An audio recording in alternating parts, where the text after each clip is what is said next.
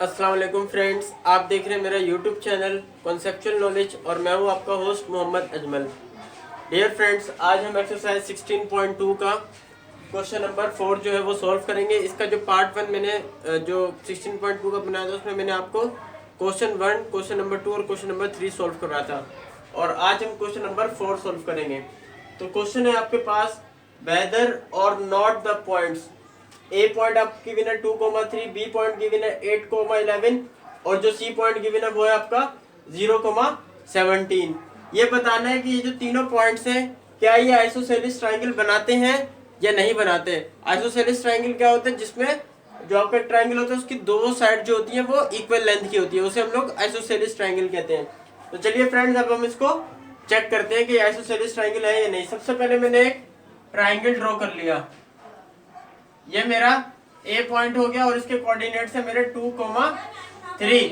इसी तरह जो मेरा बी पॉइंट है वो ये हो गया और जो इसके कोऑर्डिनेट है वो है 8,11 और जो मेरा सी कोऑर्डिनेट है उसके सी जो पॉइंट है उसके कोऑर्डिनेट है 0,17।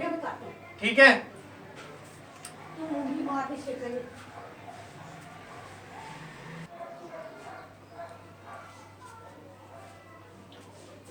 तो अब हम सबसे पहले बाय यूजिंग डिस्टेंस फॉर्मूला ए और बी का डिस्टेंस फाइंड आउट करते हैं। ठीक है, हमने डिस्टेंस फाइंड आउट किया ए और बी का।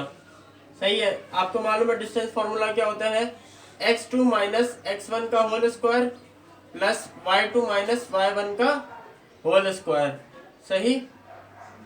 और अब देखें इसमें ए और बी सही है, तो इसमें मेरा ये x1 2 हो जाएगा और x2 y1 3 और इसी तरह इसमें x2 8 हो जाएगा और y2 11। तो ये अब हम इन वैल्यूज को यहाँ पर पुट कर देते हैं। x2 मेरा क्या है, यहाँ पर 8 है और x1 क्या है मेरा 3, तो 8 माइनस 2 का स्क्वायर प्लस y2 मेरा क्या है यहाँ पर 11 और y1 क्या है 3, उसका स्क्वायर आ गया और इसके ऊपर स्क्वायर रूट आ गया, तो ए बी आ गया। अब 8 में से 2 माइनस किया आपको कितना बच जाएगा 6 का स्क्वायर आ गया और 11 में से आपने 3 माइनस किया तो आपको कितना बच जाएगा 8 का स्क्वायर आ जाएगा। तो अब ए बी का हम डिस्टेंस फाइंड आउट करते हैं।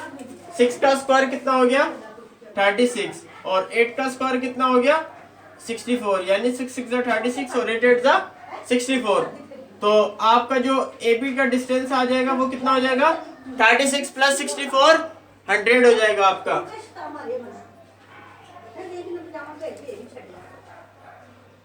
तो आपको मालूम है कि 100 किसका स्क्वायर रूट होता है 10 का, तो ए बी का जो डिस्टेंस हमारा आ गया वो 10 यूनिट्स आ गया। अब हम डिस्टेंस फाइंड आउट करते हैं। अब हमने पहले ए और बी का किया, अब डिस्टेंस फाइंड आउट करते हैं ए और सी का। सही है, तो अच्छा ये ए और सी का क्या हो जाएगा, ये हो जाएगा x3 y3। ठीक है, तो इसका फॉर्मूला बन जाएगा x3 माइनस x1 का whole square plus y3 minus y1 का होल स्क्वायर।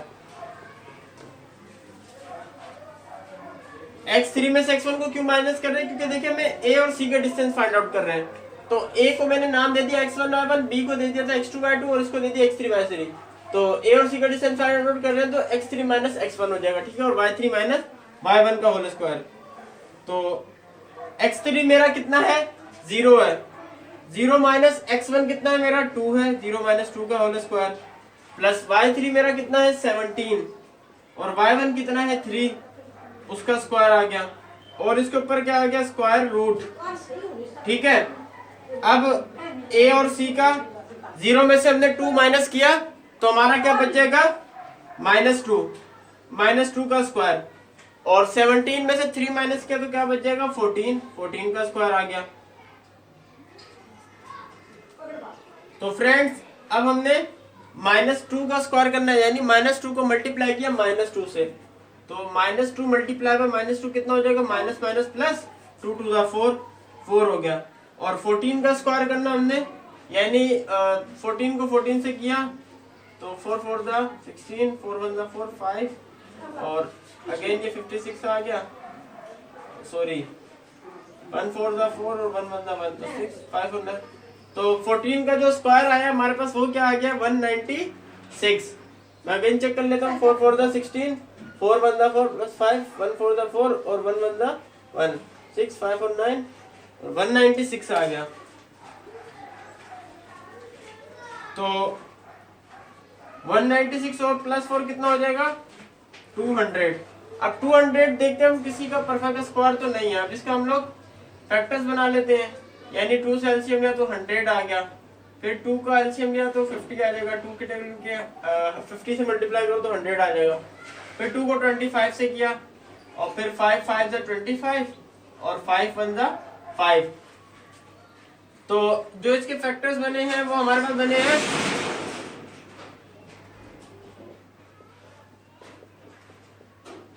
ये।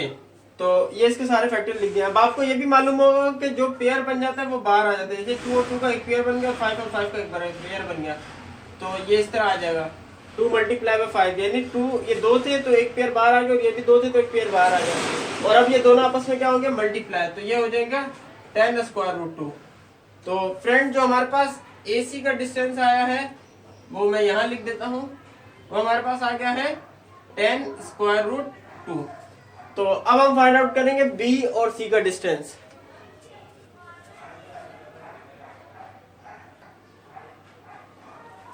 तो अब हम डिस्टेंस फाइंड आउट करते हैं BC का। तो फॉर्मूला क्या हो जाएगा, BC का डिस्टेंस फाइंड आउट करें तो x3 माइनस x2 का होल स्क्वायर और y3 माइनस y2 का होल स्क्वायर।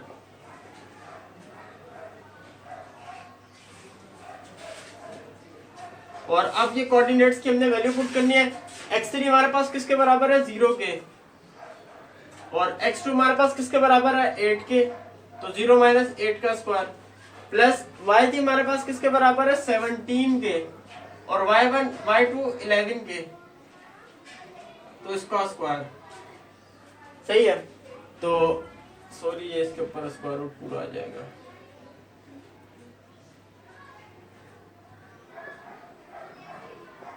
तो 0 में से 8 माइनस किया तो -8 बचा, -8 का स्क्वायर, और 17 में से आपने 11 माइनस किया तो आपको बच जाएगा 6 का स्क्वायर। तो BC का अब -8 का स्क्वायर किया, यानी -8 को मल्टीप्लाई किया -8 से, तो माइनस माइनस प्लस 8 8 ज़ा 64 और 6 का स्क्वायर यानी 6 6 ज़ा 36, तो ये आ गया आपका। तो 64 प्लस 36 कितना हो जाएगा 100, और 100 किसका स्क्वायर है 10 का, तो 10 यूनिट्स इसके आगे। और यहाँ भी मैं यूनिट्स आपने लिखना है, ये जो इसका डिस्टेंस निकाला था, जब भी आप डिस्टेंस निकालते तो यूनिट्स लिखते हैं, ठीक है। तो फ्रेंड्स आपने देखा कि आपकी जो दो साइड से यानी AB और BC, इन दोनों का जो डिस्टेंस आपका है वो कितना है 10 यूनिट्स है। तो ये दो जो साइड्स होगी, two sides are of equal length,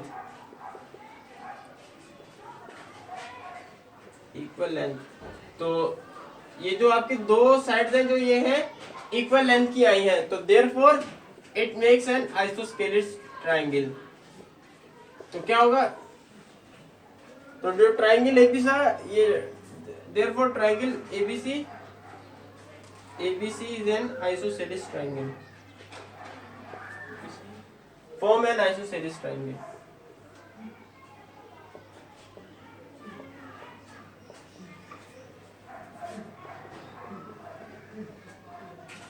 इसका मतलब ये कि जो आपकी दो साइड जो थी वो इक्वल लेंथ की आई हैं, तो ये जो ट्रायंगल ABC है ये आइसोसेलिस ट्रायंगल फॉर्म करेगा। तो आई होप कि ये क्वेश्चन आपको अच्छे तरीके से क्लियर हो गया होगा। इसके बाद हम लोग करते हैं इसका क्वेश्चन नंबर 5।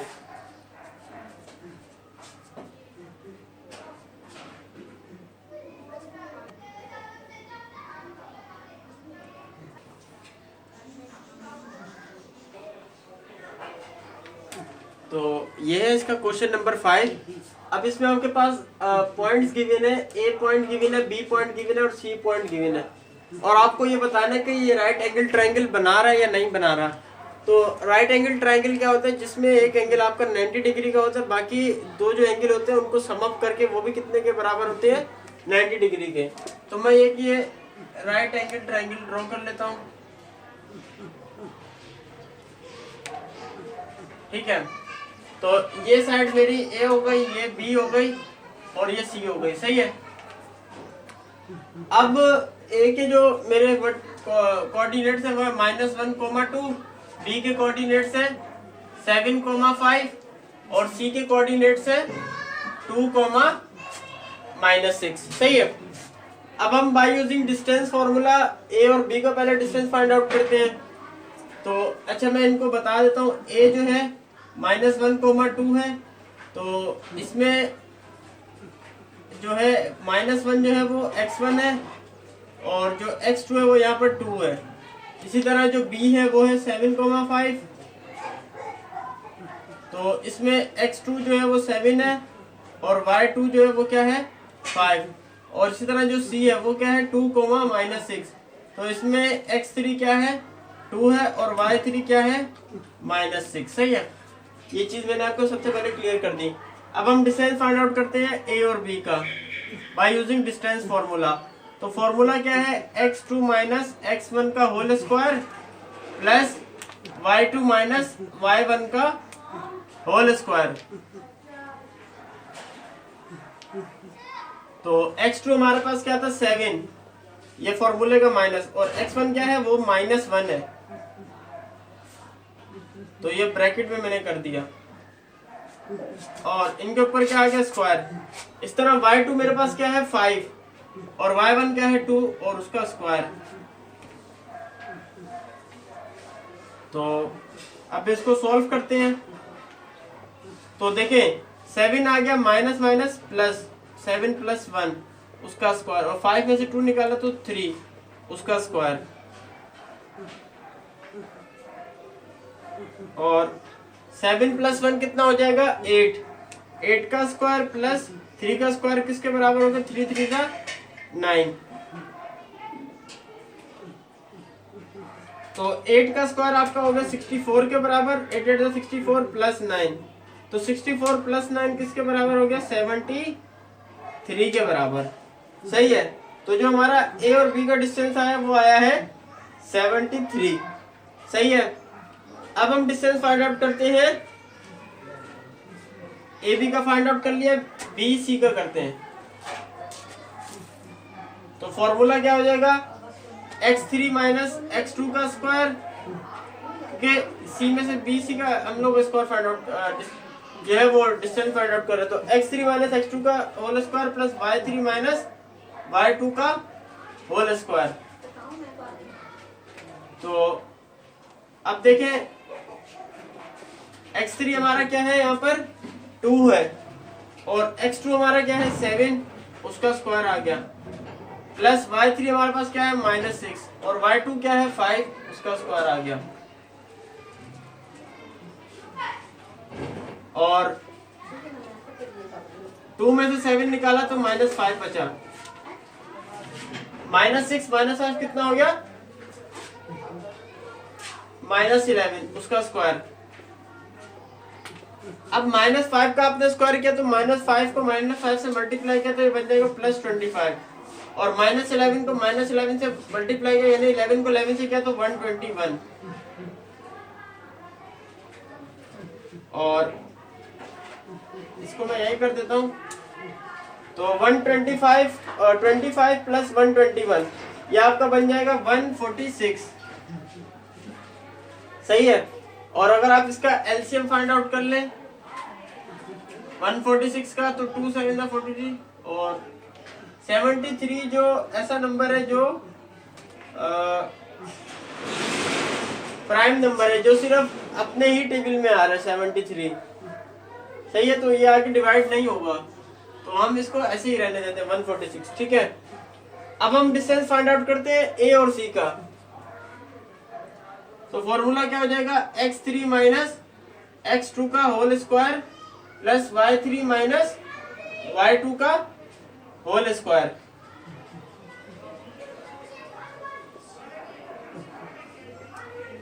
तो x3 हमारे पास क्या है, 2 है, और सॉरी x1 आएगा यहाँ पर, और यहाँ पर y1। तो x1 हमारे पास क्या है, -1, वो मैंने ब्रैकेट में कर दिया। y3 मेरे पास क्या है, -6, और ये y1 है। तो y1 मेरे पास क्या है, 2 है, उसका स्क्वायर आ गया, और इस पूरे पे स्क्वायर रूट आ गया।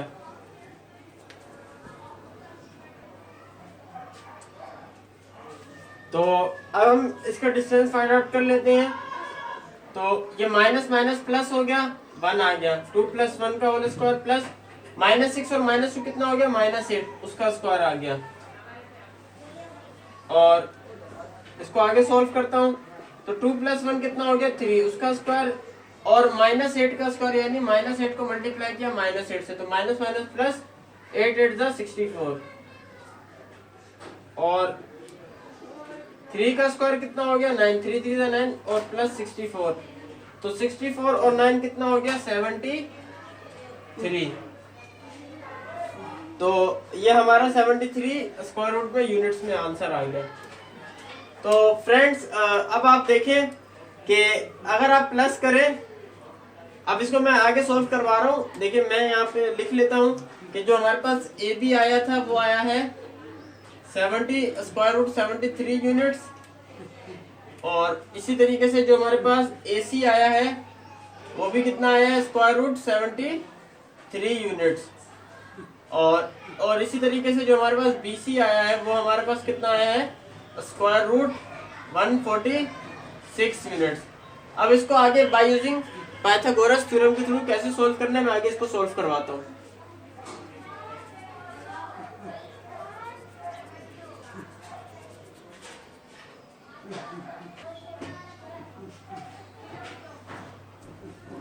तो फ्रेंड्स अब मैं आपको पाइथागोरस थ्योरम समझा देता हूँ। देखिए पाइथागोरस थ्योरम क्या होता है कि जो आपका परपेंडिकुलर होता है आप उसका स्क्वायर करें प्लस बेस का स्क्वायर करें, तो वो बराबर होगा हाइपोटेन्यूज के स्क्वायर के बराबर। ये है अकॉर्डिंग टू, ये है पाइथागोरस थ्योरम।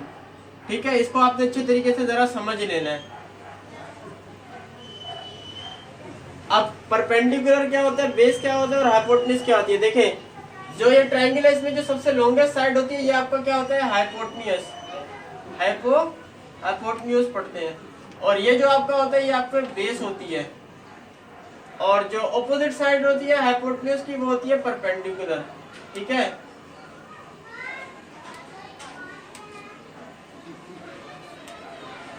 सही है।